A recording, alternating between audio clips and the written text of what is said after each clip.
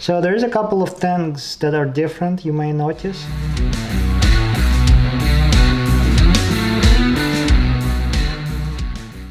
Hey everyone, welcome to my channel. For those who are watching this channel for the first time, for those who is visiting the channel for the first time, it's mainly about an E90 BMW 3 Series. Most of the time I'm showing things and talking about different things, how-tos, some small projects, some bigger projects. Try to share some useful information on my channel. And in today's video is my latest project that I've been trying to accomplish. I've been working on this for about a month now. It all started with my gauge cluster, developing an electrical problem. Still don't know what it is. I couldn't figure out exactly what went wrong with it.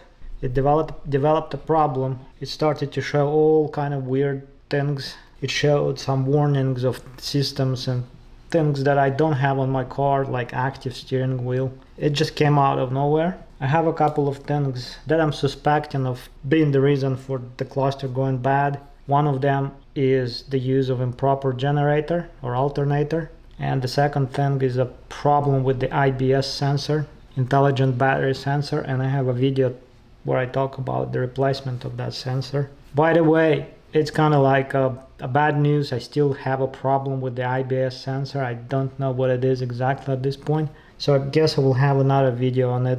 In any case, in today's video, I just wanted to show what I have accomplished at this point. And I guess in the next video or consequent video, I'm going to show all the details or most of the details that I managed to film. If you try to do something similar, so you may have some idea what it's like and what it takes, what's involved.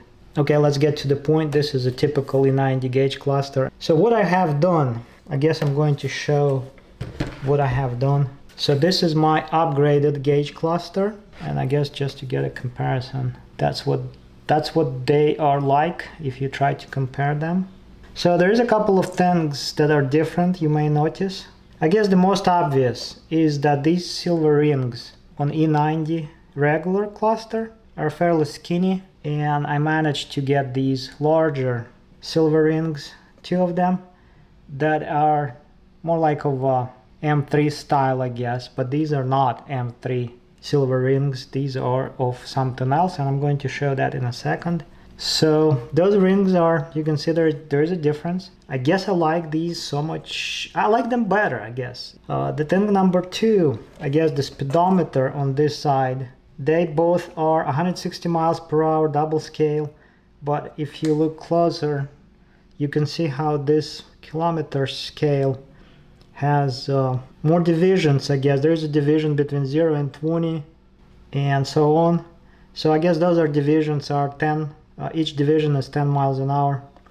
On this one that I have now, it's got 0, 20, 40, 60, and the font is slightly different. It's a bit smaller. In a nutshell, this inner scale is it's slimmer, I guess. It's skinnier, it's more tiny, and I like it better because this way the speedometer doesn't look as much cluttered as this one on a regular US version, E90, E92, and so on. Now on the tachometer side, you can see that I'm still with a regular 7,500 RPM tachometer, and I figured I wanted to, well, my engine is just a regular N52/N51 combination.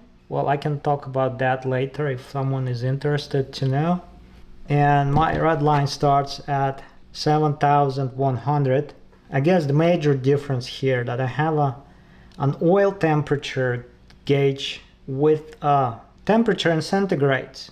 Regular E90, E92 is MPG. That is a totally useless device or gauge on these cars. It's insane how useless. What did they think when they created this? If someone has a clue, please share. Here's another thing that I'm going to point out too. So look how inconsistent these needles are. So these are the original needles for the RPMs and for the other gauge. So look how long that the needle with the white face is, and you can see how this little one goes from the end to where the circle starts, where the base of the needle is. And that's, to me, is really bizarre, because it's super inconsistent. Like, why would you have one shorter and one longer? That makes no sense to me at all. So what I have on this car, I have these that are identical. So the white section of this needle starts at the end and ends at the base. On the bigger needle, it starts at the end and ends at the base too. So that's more consistent in my opinion. That makes more sense. And also you can notice how slimmer or smaller the bases of those needles are. Well, I don't know, this way, I can do it this way.